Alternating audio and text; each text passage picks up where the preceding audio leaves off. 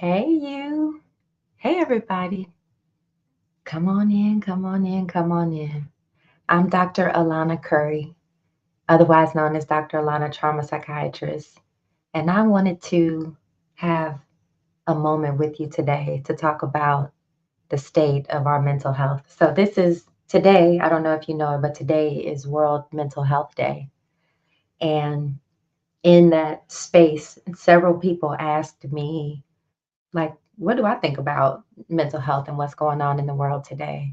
So it really it put me in the mindset to want to come on and talk about some of the most important and pressing things that are facing us as a society from my perspective, from a trauma psychiatrist perspective. So if you enjoy this message, make sure that you pass it to someone else, you share it with a loved one, and also make sure you drop that like and even subscribe so that you can get more of this information as we go along. But first, let me just center on an idea of what I want to talk about today on World Mental Health Day. I want to center around the idea that our discussion is not just a political one, but this is a human discussion. We are in one of the most challenging times, certainly the most challenging times that I've ever lived through. But I think for most people present and alive on Earth, maybe people who saw the end of World War II and some of the other more difficult times of our society. But for most people living, this is the most uh, tense and stressful time that we have experienced. We're dealing with gun violence, we're dealing with explosions, we're dealing with political divisiveness, we're dealing with climate disasters, wealth inequality, extremism. I mean, every headline seems to be heavier than the last, right? Some days I don't even want to look at the news. Didn't even want to look at the news a day, looked at the news.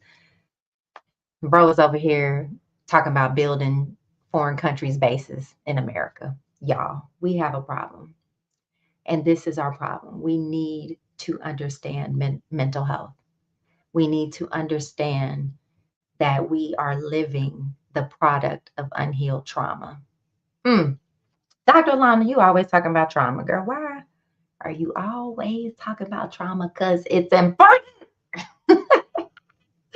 Somebody asked me, like, if I had the world's largest megaphone and I could just hey, and just got everybody to listen for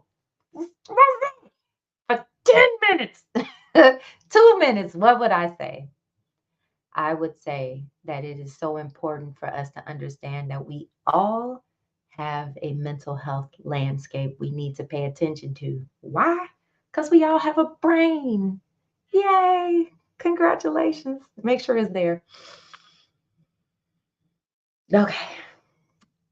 Okay. If you're here, if you can listen to me, if you hear me, then you know that you have a brain, which means you have a mental health landscape. Your brain is producing emotions.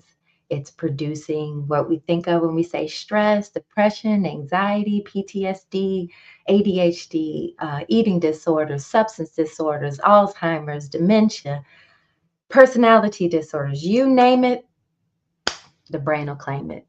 It's all coming from the brain. I don't know if you've ever thought about that, but I want you to understand that our brain and our biology is what creates our behaviors. And if you don't walk away with any other message, I need you to understand that your brain is yours and you are the only one who can control it. Now, here's the problem. We live in a society currently that has a bit of a problem with our isms. Okay, we're in fear mode. And in our brain, fear mode means magnify, it means extremism, it means generalizations, it means biases, because those are the thought processes that we think protect us. Our brain is very predictable. Our isms, like our extremism, our sexism, our classisms, and our phobias, homophobia, transphobia, it's not random. When we say hatred or hate speech, hate is a what? It's an emotion. Ding, ding, ding, ding, ding. Where is it coming from? It's coming from this brain. And hate is not an emotion by itself. It is an emotion that's directly tied into fear, into amygdala mode, into primitive brain. And when we're allowed to hate and speak in hate speech that's grounded in ignorance, then that sets up fear responses. And those fear responses, we are living it out day by day. Pick a news cycle, pick a circumstance and a situation. Underneath it, you'll see a human being that is stuck in a brain pattern passed to them by generations and generations of conditioning that taught us to fear different, to prescribe, and to control whatever we don't understand. That's what we're dealing with here. And it is a mental health issue. It is an illness to believe yourself to be supreme more than any other human. It's a false belief that your group or your identity or your way or your belief of life is the only right one. That is the most dangerous addiction that we have on our planet today, is the way that we think and how we believe that only our version of the world can be the highest version. And listen, I know people say, no, no, no, doc, that's not me. I'm not racist. I'm not sexist. I'm not supremacist. Like, I love everybody. I've never heard anybody come out and be like, yeah, I said it. I did it. Maybe there's a few. Certainly we've seen some now. But this concept of self supremacy, or any type of human being supreme to another, has been disproven by science. Thank God, right? The Human Genome Project, which was a project that spanned over many years with many medical institutions and thousands of intelligent brains and researching, trying to understand our genetics and our DNA.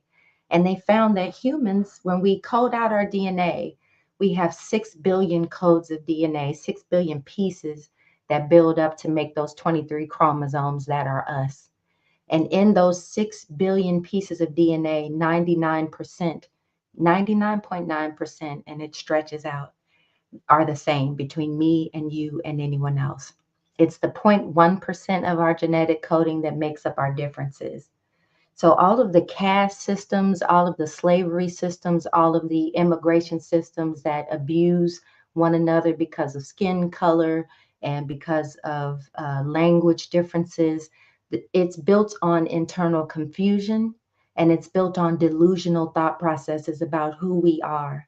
And that is a mental health problem, because when you do not understand who you are, you will take that out on other people, and vice versa. So here's the thing. We are facing a space where we are medicated, we're numb, we are scrolling, we are fighting, we are fleeing instead of feeling and healing. Okay. Our system is designed right now to have you in overwhelm and experiencing just the stress of day-to-day life is enough to make a person what we would call depressed or anxious, or you name it, we've got words for it. But if you live in a society that's unhealthy, you can't possibly be skipping around thinking everything is good. When you're seeing gun violence play out constantly on your television, you're seeing emotionally dysregulated people with access to weapons, taking the mass weapons that take them out on other people. You can't be healthy when you live in a society where that can happen at any time. The wealth inequality is violent. People go, oh no, Dr. Lana, if you don't touch somebody, it's not violence. Lies. Okay.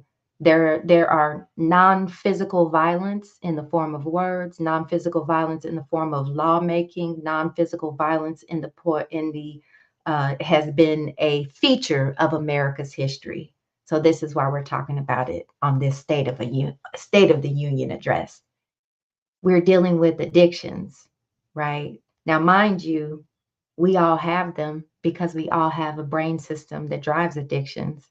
But if we're not taught about it, then we don't realize that our inability to put down these phones and turn off these devices, or our food binging habits, or the way that we interact in our relationships, those are driven by your biology. And your biology responds to your beliefs. So now people are in a space where they're finally starting to wake up and recognize that mental health is real, and it's for everybody, right? But we have been operating this way for so long that it's difficult to look at the situation and really see how significantly unhealthy even the healthiest of us, are dealing with these things day in and day out without the full awareness of how our body literally generates our emotional state. So, what do we do about it? Because Dr. Lonnie, you done broke down all this, and I still don't know how to get out of this mode that I'm stuck in. Okay, so this is what we need to do. First, we need to educate ourselves. You cannot do anything without education. If you don't understand yourself and you don't understand your brain, your body, and how it works, you understand where your emotions are coming from and have words or language for them, then it's very difficult to control it. So this is why in this year, we're in 2025, but hey, 2026 is almost here. Let's get a jump on it. Being able to recognize that not only do you have emotions, but that you shouldn't reject any of them. You should just explore and figure out what they are so that you can learn to appreciate and utilize them and confront whatever is needed to address them. That's how we're going to start thinking about our emotions. Number two, as we embrace those emotions, it's important for us to remember that trauma is treatable. I'm going to say that again because that's one of my most favorite things about trauma is that it's treatable. What are you talking about? You can't make the bad thing that happened to you go away. No, you can't make that bad thing that happened to you go away. But you absolutely can address how that thing has programmed your brain and your beliefs and your current behaviors to make it something useful, to turn it into something healing for you. You absolutely can retrain your body and your nervous system to respond differently to the world as you encounter it by doing the work of understanding how your traumatic experiences, those painful moments, those moments that you probably wouldn't even think of as traumatic, how they are still impacting you to this day. The good news is we can retrain our brain. Amen. Oh, come on. Listen, that's my favorite part of this message. If you are in a state where you have done mental health treatment before and you're like, I don't know, I tried it. I didn't like my therapist. I tried it. I didn't get anywhere. I don't know. I took medication. I didn't like how it made me feel. I stopped it. Okay, that's fine. I take a skills over pills approach to this. Now, skills over pills is not anti-medicine, it's pro-education. Okay, so it's fine. If that medication didn't work for you, cool. But what you do need to understand is where those internal surges and urges come from and pay close attention to how they affect you and the world around you. So, how do I do that, Doc? Because I mean, this sounds cute, but whatever. What are you talking about? We need an empathy evolution. Shh, I need a band. Can I get a band? We need an empathy evolution. Now we live in a day and time where people can't even agree on whether empathy is good or bad or whatever else. And first of all, let me just say that the Elons, the Charlie Kirks of the world, and all these other people that's speaking on empathy, I'm gonna tell you something. Tell them keep empathy. Say keep his name out your mouth. Let me tell you what is really the core of empathy. Empathy is a biological state that all of us can access. So it's yours, whether you want it or not, whether you know it or not, it's in there. And all of us have the ability, the capacity to empathize. Now, what do I mean by that? Because people like, I don't want to empathize with these people. They are absolute. Why do I want to be connected to them? Why do I want to care about anything they have to say? Empathy is not caring. Empathy is not feeling emotions with another person. Let me tell you what empathy is. Empathy is perspective taking. Perspective taking. Whether it's taking the other person's perspective in the moment to understand where they're coming from, or whether it's taking the perspective outside of yourself so you can appreciate your own struggle or your own space and how people are experiencing you. Empathy is about stepping outside of the bubble of perception that your brain and your eyes and your body can appreciate because you only have yours. which is fine. But it's 8 billion other human creators who are having just as powerful experience in their body as you are in yours. And if you can't appreciate that in any given moment, you are delusional. You are operating in a state of being separated from an objective and shared reality. Like, do we want to keep doing that? Is that healthy? No, it's not. It's not. Empathy is a great connector. It's not just about the emotional state and caring, but there's a layer of it that's that. But empathy taken all the way to its deepest level allows us to understand who we are, how powerful each one of us are. We all supreme. Daggone it.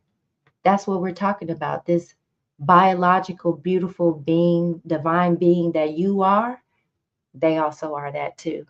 And you are mentally unwell if you can't see that. And my thing is that I don't think people who have empathy, who do not have the capacity to show empathy for other people, shouldn't really be leading. Certainly not leading a company. Damn sure not leading the world or a country. Because if you cannot empathize with other people, then you cannot appreciate how to solve the problems of those in a different position in the world than you. So we don't need everybody to get on board with this. We don't need the majority of the world to understand this. We just need critical mass. Okay? That's all we need. We need critical mass. We need a commitment. We need a community of people who are going to commit to learning empathy, commit to managing their emotions and understanding where they come from, your brain, your amygdala, and modeling emotional maturity for those around us who don't know how to act. Okay? There's a reach into my grandma bag. Like these folks don't know how to act because they can't see other people in their full humanity. So that's how revolutions work, not with weapons, but with wisdom. So whether you're dealing with workplace burnout, relationship conflict, the chaos of the world, I want you to remember you can control your powerful animal biology. You must work on your own mental health. You have to begin to understand your animal because peace is possible, but outer peace only happens from inner peace. And we can't fix a problem until we admit that we have it. So if you're interested in more information along these lines, I would love for you to join me. You can follow me at Dr. Alauna on Facebook, Instagram, LinkedIn, YouTube, and be part of the empathy evolution. Let's go.